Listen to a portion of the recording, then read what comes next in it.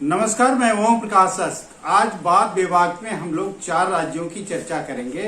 बंगाल, बिहार, झारखंड और उत्तर प्रदेश।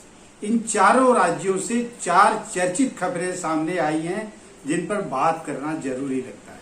सबसे पहले हम चलते हैं बंगाल, जहां बीजेपी के एक कद्दावर नेता, बीजेपी से राज्यसभा के सांसद और विधानसभा के लिए चुने गए मुकुल राय आज वापस तृणमूल कांग्रेस में शामिल हो गए। तृणमूल कांग्रेस से ही वो बीजेपी में आए थे।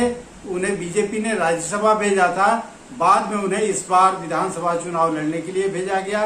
वो तो जीत गए, लेकिन उनका बेटा जिसे बीजेपी ने टिकट दिया था वो हार गया था। बीजेपी लगातार ऐसे नेताओं को तरजीह दे रही थी जो टीएमसी से आए हुए हैं, तृणमूल कांग्रेस से आए हुए हैं, लेकिन आज मुकुल राय ने दगा दे दिया।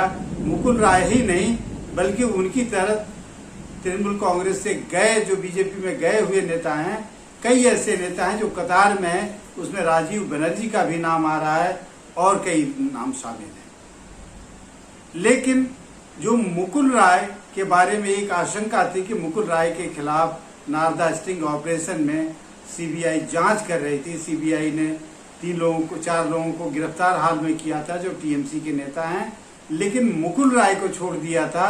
यह करके मुकुल राय को उस मामले से किनारे रखा गया था कि मुकुल राय सीधे रिश्वत लेते नहीं देखे गए, कैमरे पर वो नहीं देखे गए। लेकिन सच्चाई यह है कि मुकुल राय बीजेपी में शामिल होकर अपनी उस जांच पर पर्दा डालना चाहते थे और इसमें उन्हें कामयाबी मिल गई। बीजेपी ने उस मामले से उन्हें किनारे तो कर दिया, निकाल तो दिया, लेकिन मुकुल राय आज वापस टीएमसी में लौट गए, अपने बेटे के साथ लौटे। यह बीजेपी के लिए सबसे बड़ा सेटबैक है, खास करके उन रणनीतिकारों के लिए, अमित शाह जैसे चाणक्य कहे जाने वाले अमित शाह और नरेंद्र मोदी, जिन्होंने इन्हें तरजीह दी थी, ऐसे नेताओं को तरजीह दी थी, इन पर भरोसा किया था और अंत में इन लोगों ने कैसे धोखा दिया, बीजेपी को ही पट्टी पढ़ा दी।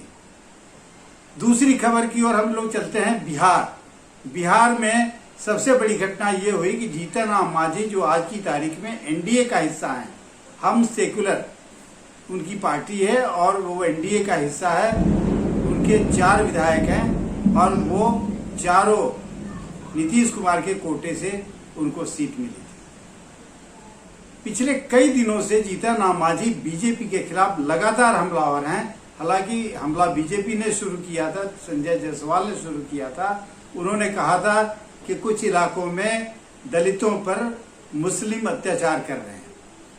इसके जवाब में जीतन राम मांझी सामने आए और जीतन राम मांझी ने कहा कि दलितों और मुसलमानों में भाईचारे का जब संबंध हो गया है तो इससे बीजेपी नेताओं के पेट में मरोड़ उठ रही है। चलिए, यहां तक ये बात थी। दूसरी बात, जब बांका में एक मदरसे में बम विस्फोट हुआ, उस दौरान भी बीजेपी ने एनआईए जांच की मांग की। उसमें आतंकी कनेक्शन बीजेपी ने देखा, बयान दिया। उस पर भी मांझी की ओर से तल्ख कमेंट आया कि दलित के बच्चे अगर पढ़ते हैं तो उन्हें नक्सली करार दिया जाता है, मुसलमान के बच्चे अगर मदरसा में पढ़ते हैं तो उन्हें आतंकी करार दिया जाता है। हुआ ये था कि बीजेपी के एक नेता ने यह कहा था कि मदरसे से आतंकी पैदा होते हैं। बिहार की यह चर्चित घटना अभी चल ही रही थी। इस बीच एक नया मोड़ ये आया कि जीतन राम मांझी से मिलने के लिए आज लालू के जन्मदिन के मौके पर, आज लालू जी का जन्मदिन है, लालू प्रसाद यादव का, आज मनाया गया दिल्ली में उनका जन्मदिन। इसी मौके पर उनके बड़े बेटे तेज प्रताप जीतन राम मांझी के घर अचानक चले गए। जाना था उनको अपने पार्टी दफ्तर, लेकिन पार्टी दफ्तर के पहले ही उसी रास्ते में जीतन राम मांझी का भी घर पड़ता है, उनके घर चले गए और 20 मिनट तक बताते हैं कि बंद कमरे में दोनों की बातचीत हुई। बातचीत क्या हुई? जीतन राम मांझी ने कहा कि मैं एनडीए में बना हूं, इसका राजनीतिक अर्थ नहीं निकाला जाना चाहिए। लेकिन सच्चाई है कि जब 2 दलों के नेता आपस में मिलते हैं और उस दौर में मिलते हैं जहां कि नीतीश कुमार से भी मांझी की खुन्नस है, ये बार बार मांझी नीतीश कुमार को भी कटघरे में खड़ा करते रहते हैं, उनके फैसले पर आपत्ति जताते रहते हैं। दूसरा कि बीजेपी के साथ ऐसा उन्होंने बर्ताव शुरू किया है, उसके खिलाफ ऐसी बयानबाजी शुरू की है कि बीजेपी और जेडीयू के बीच एक दरार बनती दिख रही है। अब समझ में आ रहा है कि जीतन राम मांझी अपने मन से नहीं बोल रहे हैं, नीतीश कुमार के कहने पर भी नहीं बोल रहे हैं, बल्कि एक तीसरा खेल, तीसरी खिचड़ी, तीसरा कोई आदमी है जो खिचड़ी पका रहा है। उस खिचड़ी में जीतन राम मांझी भी शामिल हैं। और यह इस बात से साबित होता है कि तेज प्रताप यादव आज उनसे मिलने गए। बताते तो ये हैं कि मांझी जी ने लालू जी की उस पुरानी मांग को भी दोहरा दिया है एक ट्वीट करके, और जिसको तेजस्वी यादव भी उठाते रहे हैं कि जनगणना का काम होना चाहिए, जो कोरोना की वजह से लगातार रुका हुआ है 2 साल से, वो पूरा होना चाहिए। और उसमें जातिगत आधार पर जनगणना का कॉलम भी जोड़ा जाना चाहिए। ये लालू जी की पुरानी मांग है कि जातिगत आधार पर जनगणना हो, जिसकी जितनी जनसंख्या हो उसको उतनी ही हिस्सेदारी मिले। तो जीतन राम मांझी का सुर लालू के सुर से मिल रहा है। आज तेज प्रताप यादव उनके घर मिलने गए और कह ये रहे हैं, तेजस्वी भी कह रहे हैं, तेज प्रताप भी कह रहे हैं कि वे मेरे गार्जियन हैं और अब हमेशा हम लोग गार्जियन के तौर पर उनको देखते हैं, उसे सलाम से विदा करते हैं।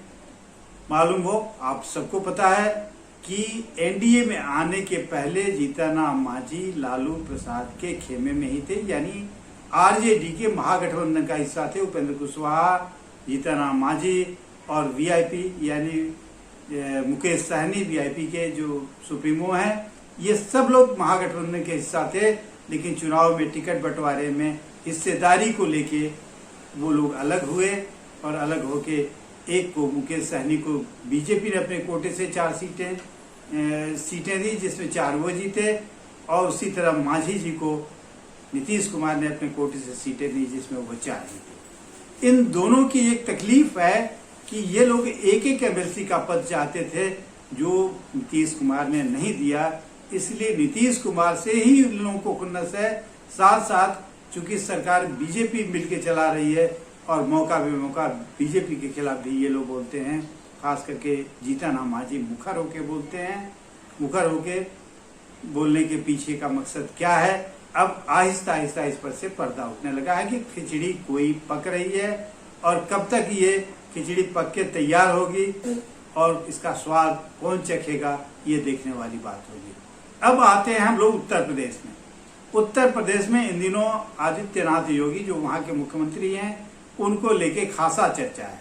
चर्चा ये है कि उनके 60% से ज्यादा विधायक चाहते हैं कि आदित्यनाथ योगी मुख्यमंत्री न रहें, मुख्यमंत्री बदला जाना चाहिए, और खास करके अगले साल होने वाले विधानसभा चुनाव के पहले, या पार्टी का अध्यक्ष बदलना जाना चाहिए, या और भी मंत्रिमंडल के विस्तार के तौर पर और लोगों को शामिल करना चाहिए। लेकिन इसको सीधे सीधे संघ ने नकार दिया है, आरएसएस ने नकार दिया है, और ये साफ हो गया है कि आदित्यनाथ योगी के नेतृत्व में ही उत्तर प्रदेश में चुनाव होगा। लेकिन इस बीच अचानक कल योगी जी चले गए दिल्ली, और दिल्ली में वो अमित शाह से मिले और आज प्रधानमंत्री नरेंद्र मोदी से भी उन्होंने मुलाकात की।